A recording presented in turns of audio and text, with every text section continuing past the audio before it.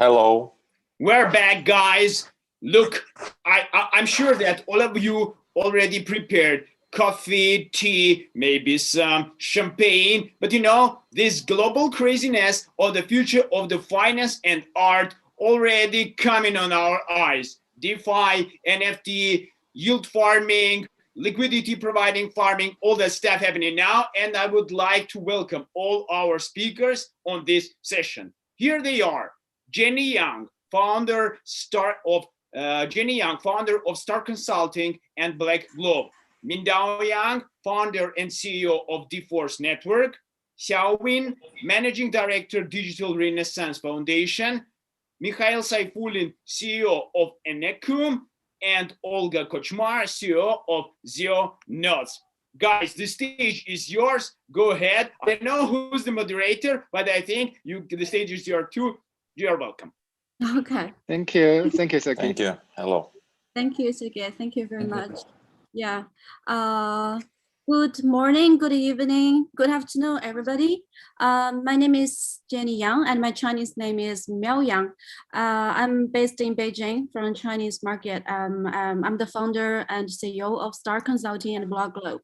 Today, it is my great honor that I have this invite from DigitalWeek.Online to moderate this cool panel. I really look forward. Today we have very, very great panelists on board.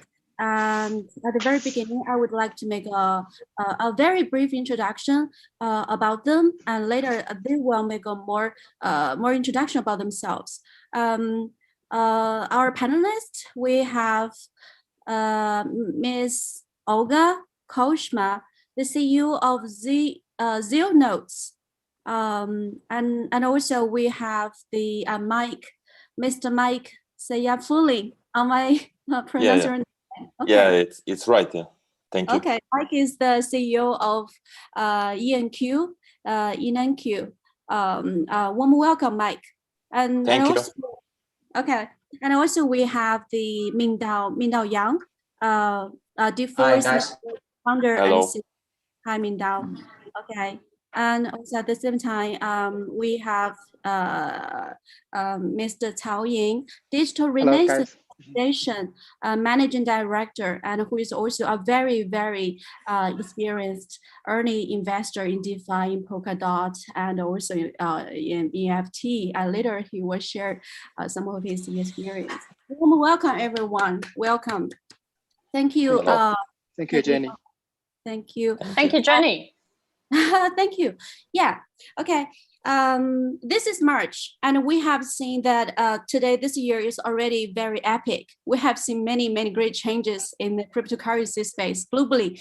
For example, many Wall Street institutions are more and more coming to this field. And at the same time, just yesterday, in the NFT space, we have noticed a very, very big milestone. People's artwork is auctioned at a historically high price of $669 million US. Am I right? Yeah, this is groundbreaking, and this is the best marketing for this industry. And I think that every one of us are very excited because more and more people from the mainstream markets are starting to looking at this field, looking at NFT, looking at DeFi. What are the good projects? What are the good NFT projects? Where are the opportunities? And that is why today we are getting together, and I want to hear more from your more opinions from you, because you are the forerunners in cryptocurrency space, in DeFi, in NFT, and also in mining. So at the very beginning, I hope that I want each one of you to make a more introduction about you and also about your platform, so that our audience can know better about you. Yeah. So let's start from Mike. Okay. Yeah. Hello.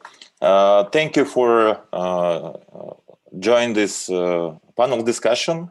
My name is Mike Saifulin. It's my international name. My original name, Mikhail. So I'm a founder and CEO of Enecum blockchain network. So we actually start our project 2017. and right now we're on the mainnet already 6 months. We provide for the people and for our users a possibility to create the tokens, different kind of tokens on top of our protocol. It's reissuable, non-reissuable, and mineable tokens as well. In our roadmap, we will develop the NFT tokens Q3 or Q4 this year. So actually, we're around the protocol based on 3 types of nodes, and on the rope, on the map behind me, you can see it's around 1,500 nodes all over the world, which support our protocols. It's POW nodes, POS nodes, and POA nodes, which actually is mobile phone. So the mobile devices, it's part of our core protocol. And this month we will run our first AMM DEX based on Anycom network with a lot of different features. So we actually in all of these fields. So we are in the mining space, we are in the DeFi space, and the NFT space, which will join in next or after next quarter. So that's main information about our project. So thank you. Great. Thank you, Mike. And next one, can Mr. Cao Ying make a brief introduction about you? Okay, hi guys. I'm Cao Ying, and I'm the managing director of the Digital Renaissance Foundation. We are somehow working as an investor, but not that kind of those traditional investors. We invest those projects, and also we work with projects, and also we will have our own projects in the future. So we can call ourselves like the immersive, somehow like the investors.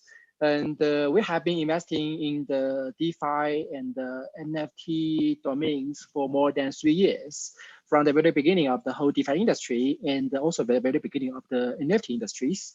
And somehow, lots of our projects, they are now working on Polkadot and Near, and also Cosmos as well. So somehow this is called so-called the competition chain with the Ethereum. But also, I'm a huge fan of Ethereum. Yeah. Somehow that's a very brief introduction. Thank you, Ian. Thank you very much. And next one, Olga, can you make a brief introduction? Hey, sure. So first of all, it's a pleasure really to be in this panel. And happy to know all of you guys. So a brief intro about us. We are the liquidity aggregator in the mining space. So basically, we currently have 2 directions. We have the marketplace, which is aggregating all the data centers and basically miners on the platform. And so is providing like a remote tool for both like retail and institutional customers. And also we have the other direction, which is the tokenization of hash power. So at the current stage, we're fully focused on the new project, which is going to be launched very, very soon. It's like the tokenized hash power fund. And so we are today we're live on testnet. So basically what we are doing is aggregating the data, that we are aggregating the mining power all around the world. So we have these data centers, right, which are providing power for our tokenized fund through the marketplace. And we are managing the capacities through the marketplace. And at the same time, we are empowering and increasing the Terra hash power per each token for our project. So we have accomplished like the core milestones. We have got currently the full stack of like the tokenization platform, and we already have users on it. And currently we're going to launch on Hiko. Wow, very, very impressive. Thank you, Olga. Okay, next one, can Mingdao make a brief introduction about you and DeForce? Thank you. Okay, hi guys. Actually, I am more like an investor turned entrepreneur. I joined crypto in like 2013. At the time, mainly in trading, Bitcoins, also mining a bit. And then I participated in Ethereum ICO and subsequently invested in Cosmo, Filecoins, and also Mana as well, Decentraland. I think it's the very first metaverse NFT platform, and it's quite successful. And after that, I founded DForce in earlier 2019. DForce is basically a DeFi protocol matrix platform. We're working on Ethereum. We launched our stablecoin protocols as well as our lending protocols. We just launched our lending protocol 2 weeks ago. And also we are about to launch our synthetic asset protocol probably in the next month. So we're actually doing quite a wide range of protocols, and we connect them together. We also have yield markets and all interconnected together. And it's one of the largest DeFi project in terms of log value in China. We have about close to $100 million US log value. And also we have invested from China Merchants Bank International, which is the 5th largest bank in China, and also Multicoin and Huobi as an investor. So I'm very, very happy to be here today to share our observations in DeFi and NFT. Yeah, thank you. Sorry, I'm muted. I'm sorry. Okay, thank you very much, everyone, for introducing what you do and what your platform does. Very, very impressive. Next question I want to discuss with you is about the mainstream market with cryptocurrency industry, because as I mentioned at the very beginning, that in recent months, more and more traditional heavyweights institutions are beginning to come to this cryptocurrency market.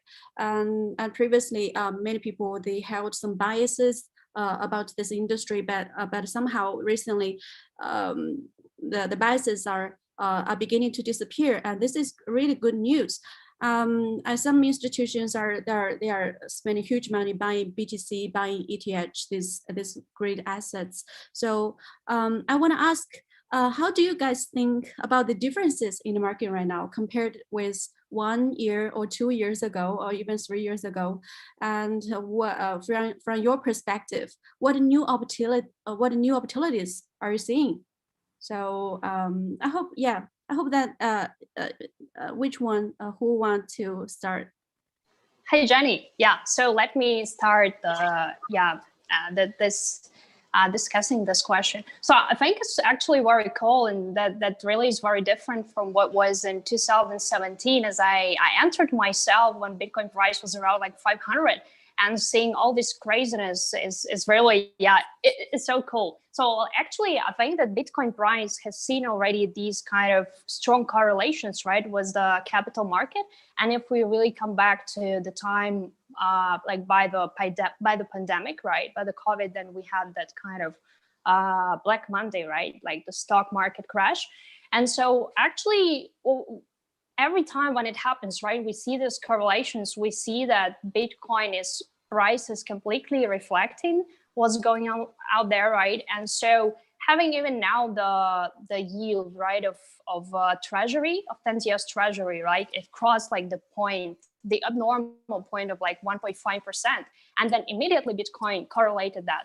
So I think like that this is the first the first point like to be mentioned. The other thing is like institutions, I think, are always looking to find, alternative assets to have that hedging tool in their portfolio, right? And having, huge guys like Tesla coming in with like 1.5 billion now on their balance sheet, having in Bitcoin, is really a huge event. And so I think basically it comes not only because of these, evolvement speed of the industry itself, but also for the just basic managerial tools, to diversify and hedge the risk, having seen the Bitcoin as a digital gold. Okay, thank you, Olga. Okay, Ian, what's your idea? Because you have been in this industry for several years, and you have witnessed the whole lots of developments, the key developments in this industry. So how do you think of the recent change? Yeah, I see there are two paradigms shifting. from the traditional somehow like narratives. First one is that we can see Bitcoin is widely accepted as somehow not just somehow option of gold. Bitcoin is widely accepted in those institutional players as a very stable and risk-free assets, in this very turbulent world. And another narrative, another paradigm shifting is that blockchain technology, especially DeFi technologies, is going to totally transforming the traditional centralized, settlement and the trading, and also I can see this kind of fundamental layers of our current global trading and global finance system into somehow a totally new, different one.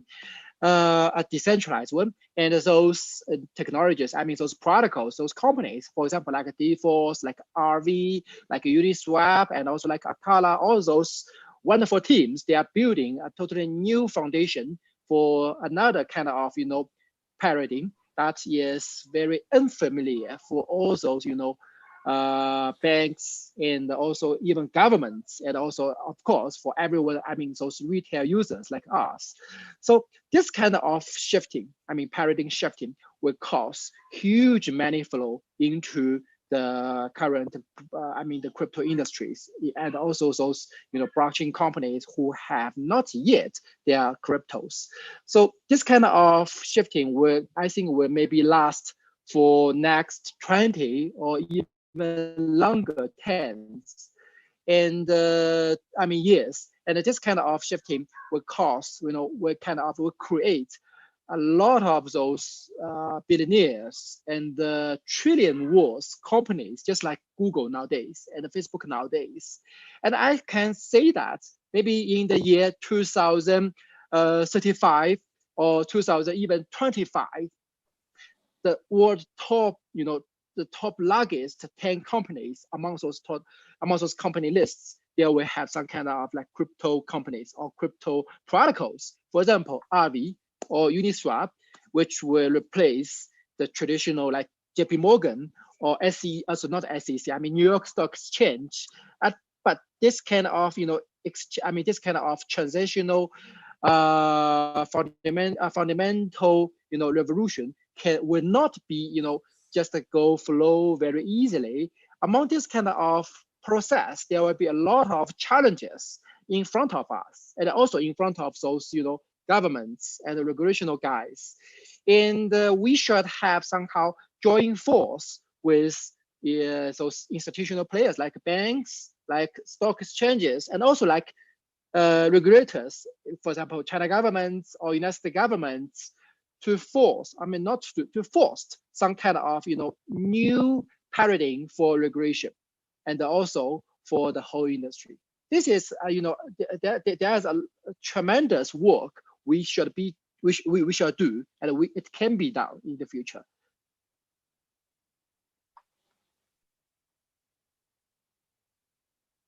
Okay, thank you. Thank you very much, Ying. Okay, next one, can Mike share your ideas on about the subject? Yeah, thank you. So from my point of view, I will see that last year was a show to all crypto industry that DeFi field was absolutely amazing thing, which was created on top of blockchain protocol, because it was absolutely new paradigm for finance, and it was a lot of growing. First of all, DeFi sectors like lending protocols, yield farming, decentralized exchange, and some yield farming protocols, and it completely opened the new doors for people which can invest, which can trade in decentralized way.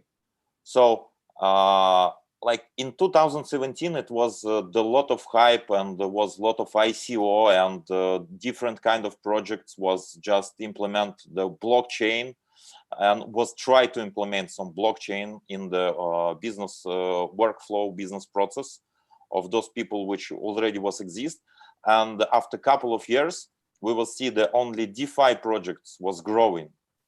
So it was absolutely show to everyone all over the world. It was it will be the vector for next 2, 3, 5, maybe 10 years, maybe more.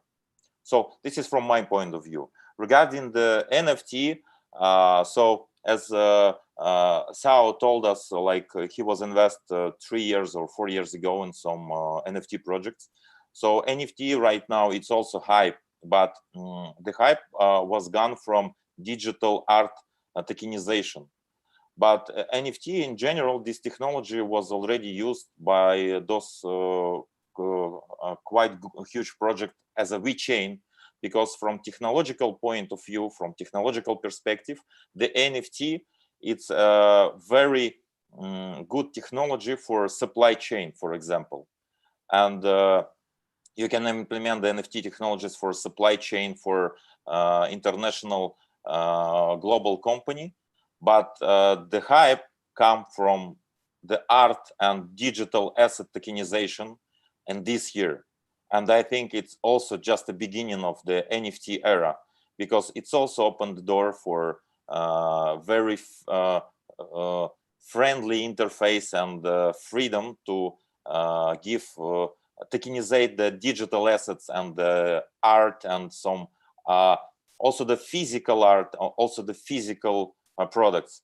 So I think this this trend we will see the growing of this industry, DeFi and NFT, at least this year, and I think next couple of years will be the same.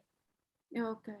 Okay. Thank you very much, Mike, for sharing your ideas on DeFi and also on NFT. Thank you very much. And also here, Mr. Ming Dao, that you have very experienced financial background, and you are an investor turned startup founder. Right now, you are the founder of DeForce Network, a DeFi decentralized lending platform. So I want to hear your ideas about the market change. Biggest paradigm. I think I agree with Yin and Mike that because I was in traditional finance for a long time, like private equity, distressed direct investment, and I also been in crypto for a long time. That I've been through like at least 3 cycles, right? The 2013, 2014 cycle. At the time, there was only Bitcoin and shitcoin. There's only 2 coins, right? And Ethereum is actually a shitcoin back in 2013. And then we have the mega cycle in 2017, and now we have 2021 cycle. But this time is different. It's indeed different because in the previous 2 cycles, it's all retail driven, right? The market dynamics is all retail driven. It's Asia driven. It's China driven. So you can hear a lot of like China ban back in the 2013, 2014, and 2015, 17. When there's always rumor about China ban, there's always market, just down and gone into like a free fall. But now, actually, the China ban and all this negative news have no impact on the markets because I think there was a lot of institution going into the market. And my personal experience is that when actually before 2019, I really didn't talk to my friends in the traditional finance that I'm in crypto because it's a lot bit scammy to talk about crypto at the time. And blockchain, right? Like Mike said, ICO times and all this craziness and people raise tons of money, but there's nothing, there's nothing really realized. At the time, it's all about pipe dreams. It's nothing that, tangible. But I think when DeFi came into the scene, I think it definitely changed the whole landscape of crypto. And crypto suddenly becomes something that is very understandable for people coming from finance background. So now when I'm talking to my friends in finance about lending, it's very similar to traditional lending markets, interest rate derivatives, and all this stuff is pretty much like what we have in traditional finance. The difference is that it's different rail. Is a paradigm shift from a decentralized market and unified market perspective. So I think that the difference is that it definitely DeFi brings a huge change in industry and make it more legitimate. So now we have a lot of a lot of very sort of senior people from the different industry, the finance. I think they recognize not just Bitcoin but DeFi as a legitimate industry. I think this is going to be changed. Particularly, I think there will be a huge change coming, over the next like 10 and 20 years. I agree with Ying that it would totally change the fundamental sort of financial infrastructure. And it's fantastic that we do lending protocols and stable coins, and all the users are coming from different places. I don't even know where they're coming from, but they're actually just connecting to your protocol, and it's totally permissionless. It's just fantastic that I think it's the first time in history that money just not really confined in a geography, right? It's not like the money is in China or in the States or Brazil. It's just become in the protocol. So I think that's really it's definitely a paradigm shift. You look at the financial history over the past like 2 centuries, it never happened before that people deposit money into the protocol. Could be someone in the States, could be someone in Brazil, and someone borrow the assets. Could be the asset that's applied by, for example, a user in India. So I think it totally changed the whole financial infrastructure. I think that DeFi is going to be a dominant theme over the next 5-10 years. Even though that we see the NFT is become a very hot topic, but I think the NFT is just a subset of asset class of DeFi. I think the major theme still be DeFi. You can. I think that it's not exaggerating to say that DeFi actually is a renaissance of crypto, right? It's a renaissance of crypto. It basically give it a new life. That's my sort of observation. Yeah. Okay. Yeah. Yeah. Yeah. You can also leave some comments about other observations as well. I have some comments from right now the government and the central bank of the different country already implement the CBDC system. So can we talk that it's this idea was novel by DeFi? Maybe yes, because the CBDC system also will change the rules from the banking system and the government system, because with the CBDC, the banks will have to focus more on the insurance, where they have to work more with a huge company, but not for retailers. So will it change the economical for the government and for the countries? I think yes. And it can be also was the part of DeFi. Maybe some smart guys decide like this is a very cool system and we can implement it, and it can change the traditional payment. So the DeFi, it means the DeFi completely changed the landscape, not for retail investors or traditional investors, but also it changed already the traditional system with the central banks. So this is absolutely unbelievable features. And it was come like with one of the pioneer of DeFi was the Uniswap. So these guys was implement the AMM algorithm, was created by guys from Bancor, and it was not so successful on the Bancor, but it was huge successful on Uniswap. So there are a lot of new ideas right now on the market, and the like 100 projects came to the market with different ideas.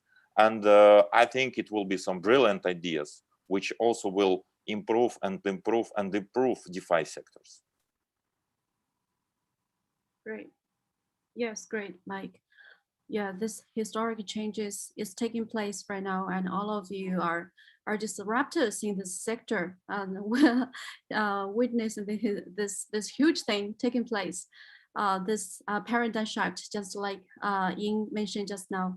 About DeFi, actually, just on February the 5th, there is a huge endorsement from the Federal Reserve Bank of St. Louis. I think all of you have read that report, because Federal Reserve Bank of St. Louis published a report on decentralized finance and noting that DeFi has the benefits of accessibility, composability, efficiency, and transparency. This is important because this is the message from the Federal Reserve Bank. So DeFi is no longer a game for a small group of geeks or disruptors, and there the more mainstream organizations are looking into this field. So my next question is, how do you guys see the DeFi development in 2021? How and also how your platform, your business is adjusted to this change? So can who wants to start? I can start. Okay, Mike, please. Yeah, so actually we start creating, as I told you before, our protocol in 2017, and we already launched a lot of very impressive features. And for example, for stablecoins, Mindao, you told, I visited your website and you have some stable assets like USD and gold. So we implement very cool features with the transaction system, and we excluded the gas-like conception for our users. So it's mean if, for example, you will issue the 1 million USDT on top of our protocol, and you will put the transaction fee as 10 cents.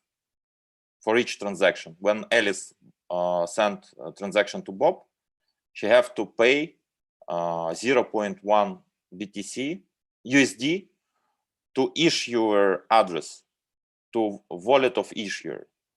And issuer will pay to miners 1.5 ENQ. So what does it mean? So Alice can communicate with the blockchain, with the stable coins or other coins very easily. They don't need the gas-like and the mainnet coins, native coins. So this is for UX and UI, for user experience first. And secondly, just imagine you create 1 million USDT and your users make 10 million transactions. So after 10 million transactions, all emission will go to the issuer address. So this is the very cool features, and it's already work, and it's already complete and done. So from user experience, and it's really easy to communicate. And for projects which issue the tokens, it's extra options to get the rewards from users' commission. So this is the first, and we implement a lot of different features which completely new to the market, and our project is compatible to the Ethereum or Polkadot, and right now we create the smart contracts which integrate to the core of the network, so it's more security than traditional swaps on Uniswap, and you have to approve the contract, and as you know, a lot of scammers which put some bugs in the smart contract, and you have to provide to the access to your funds through MetaMask or some other wallet, and it was damaged to the market like hundreds of millions. And we try to make it more secure and absolutely different architecture to make the DeFi sector more secure and stable. So this is what we are doing right now, and you can check and see it. It's already work. Okay. Thank you, Mike. Yeah. How how do you see the DeFi will develop in 2021? Yeah. Yeah, I see there were maybe 3 milestones in 2021 in this year. First one, yeah, that's the TVL will somehow exceed more than 100 billion US dollar, and now we have passed around 60 billion US dollars already. So it's not very tremendous amounts in the future. And also another milestone is that some kind of major banks, maybe like in Wall Street or in Frankfurt or London, will try to implement some kind of DeFi protocols as their fundamental transaction or settlement layers. And I see the third some kind of milestone is that when DeFi outside of Ethereum, maybe on Polkadot, maybe near, or maybe on Cosmos, that will have more than 10 billion US dollar in terms of TVL. And this kind of three milestones that will signal that three things. One is that DeFi is no longer just a very experimental, some kind of stuff for geeks like us. And the second is that DeFi will become or somehow will replace the currently using global trading and finance infrastructures, centralized infrastructures like those United States things. And the third signal is that Ethereum will become somehow like the layer 0. It will be a universal transaction layer for other layer 1 protocols, for example, like Polkadot, like Near, or like Cosmos, or even like other protocols, other chains. And some other chains like Polkadot, they will become like operational system, like Windows, for those daily DeFi applications and the transactions. That will create a 3-layer infrastructures. One is BTC. This one will create somehow like a storage layer for all kinds of values. And the second is Ethereum. Ethereum will become the universal transaction and the settlement layers for other chains. And the third is the operational layer. And it's just like the operating system, like Windows. Like Polkadot and Near. And all those, DeFi applications upon Polkadot and Near, they will be somehow like the daily usage, daily usage for those applications. People will no longer use, the Ethereum as a daily usage for transaction for their own, products, for their own protocols.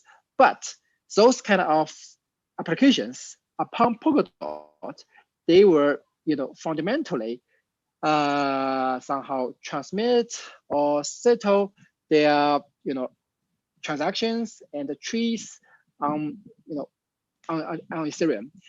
So this are how three milestones and the 3 signals behind the milestones I foresee in this year. Wow, thank you. Thank you, very good.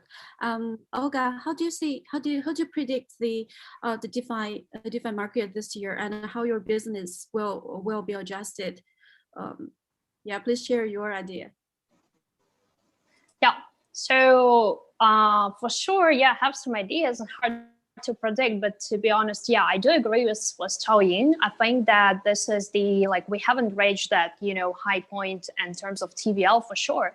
But I think also that the major and very interesting market turn that, we have some like Ethereum forks appeared, which are like somehow turning into monopoly, those like Binance chain launched and the Smart Chain, right, and Hiko. And I feel these are always also to be the competitors, although like Cao Ying also mentioned like the core ecosystems, right, like Polkadot, and I mentioned Ethereum, Cosmos, and there is also Tezos actually having a lot of infrastructure and applications to be developed recently. So yeah, I do see there will be the very even faster growth in terms of these Ethereum forks launched by new ecosystem launched by exchanges.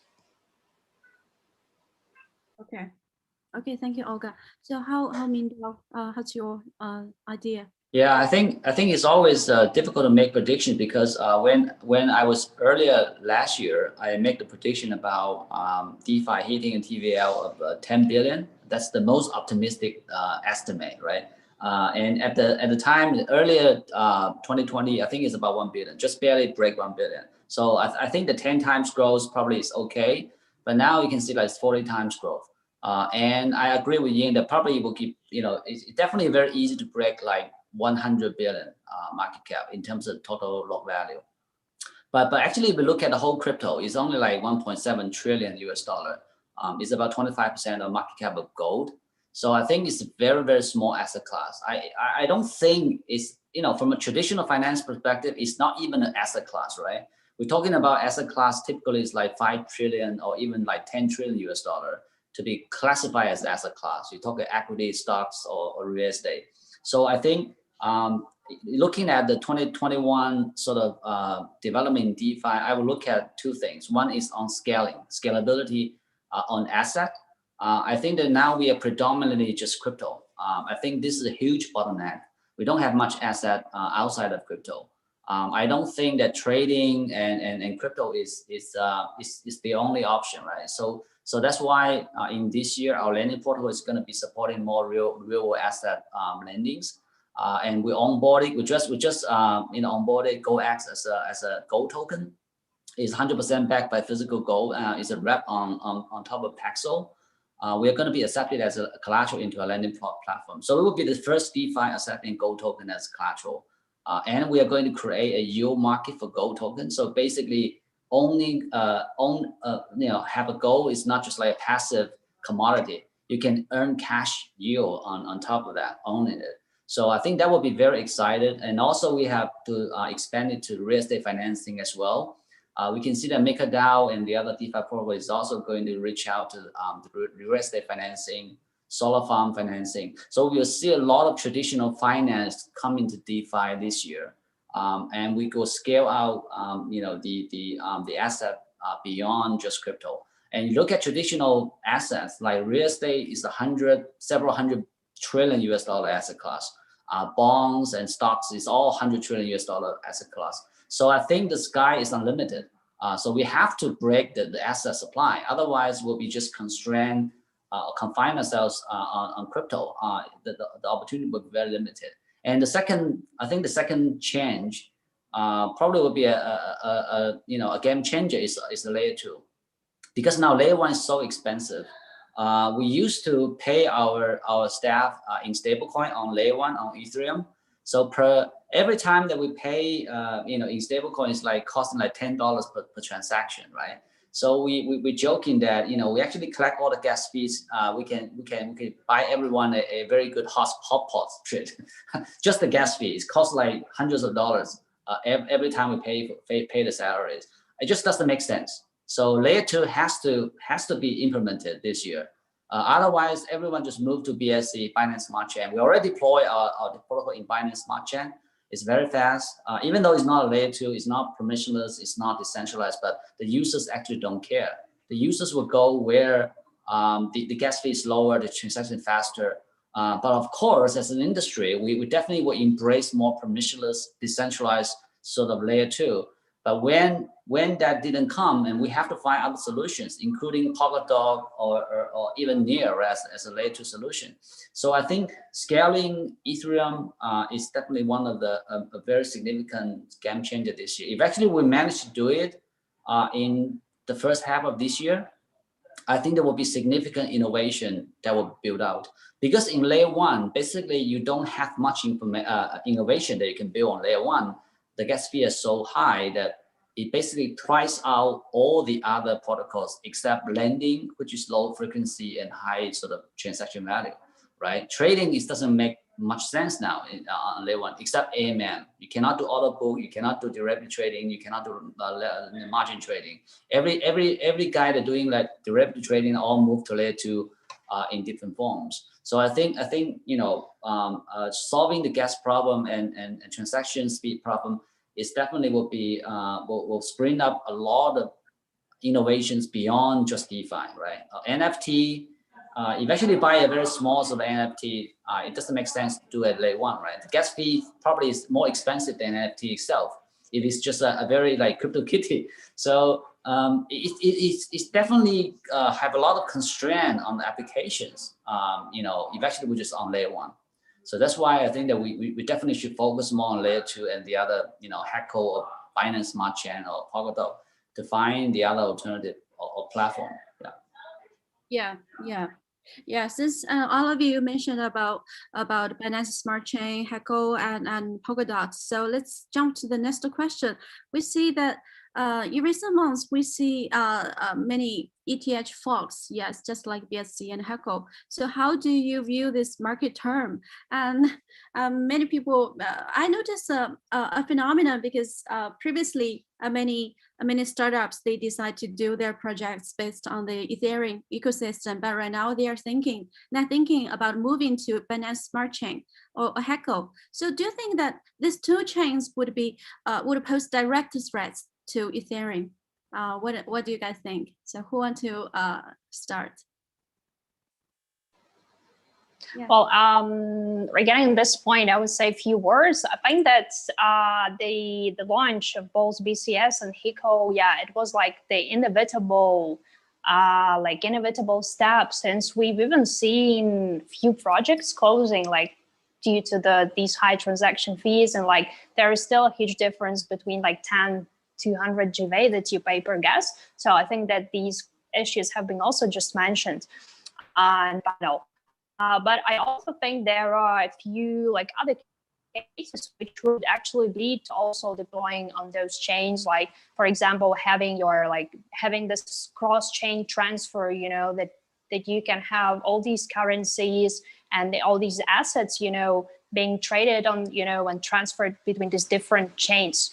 So it is actually facilitating much larger adoptions. And apart from that, I think there are many more cases, you know, to like driven to these decentralized sites. Okay, thank you, Olga. So, Mike, how do you think about this subject?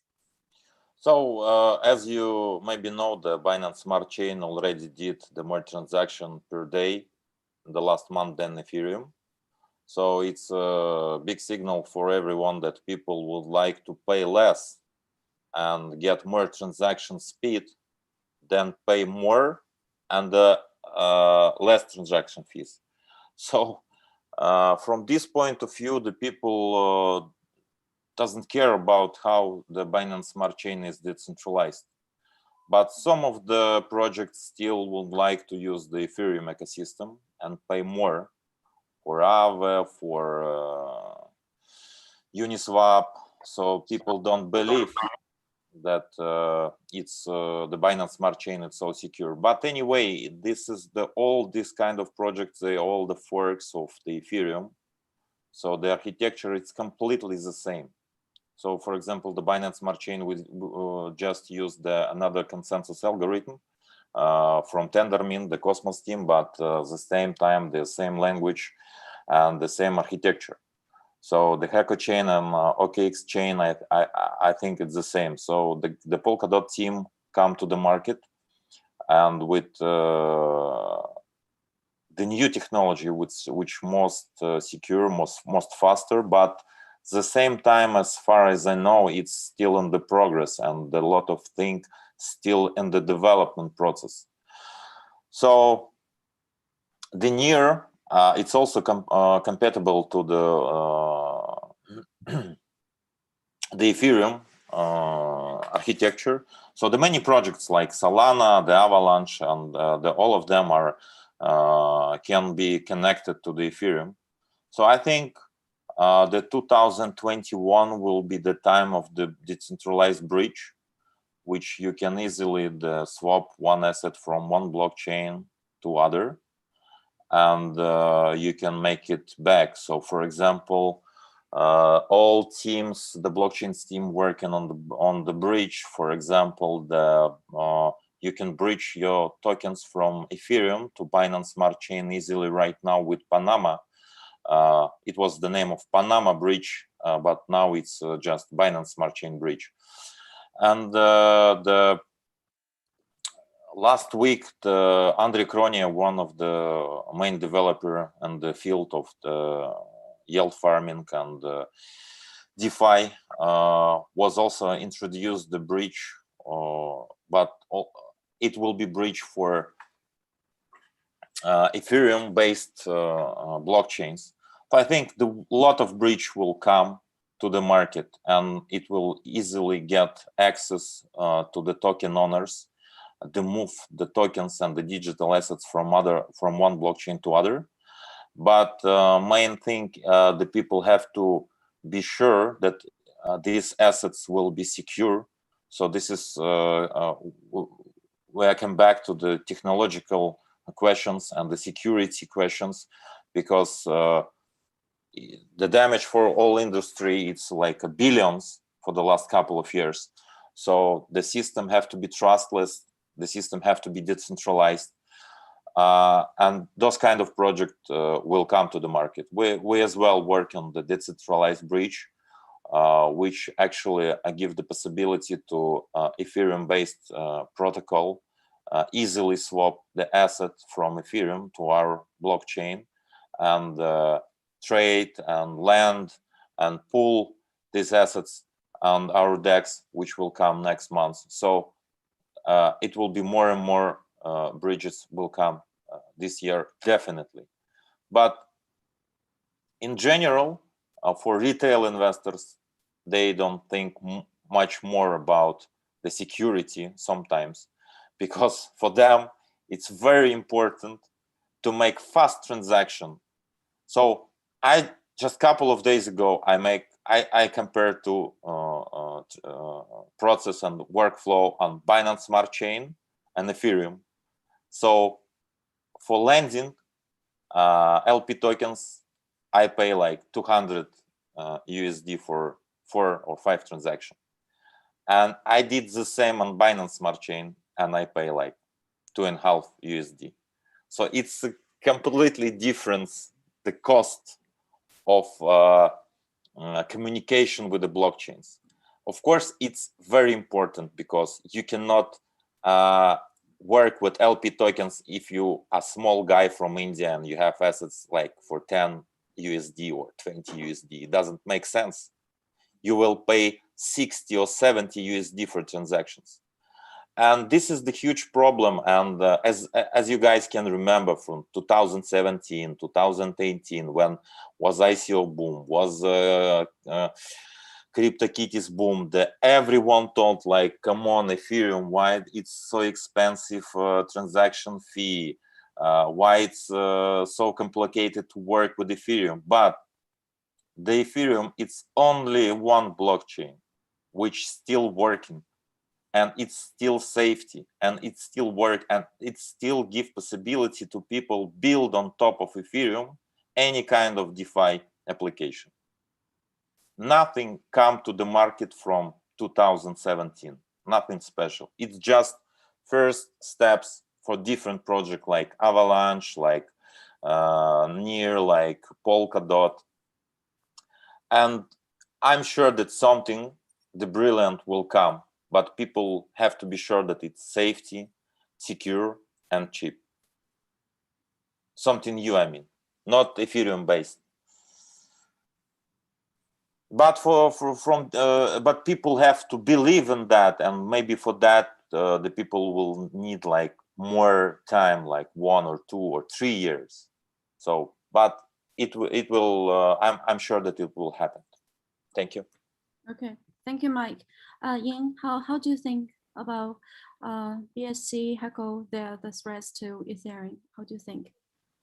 Yeah, I think those exchange chains, they will face maybe in the future some kind of challenges. One is the compliance issue, and we will witness the Coinbase IPO very soon.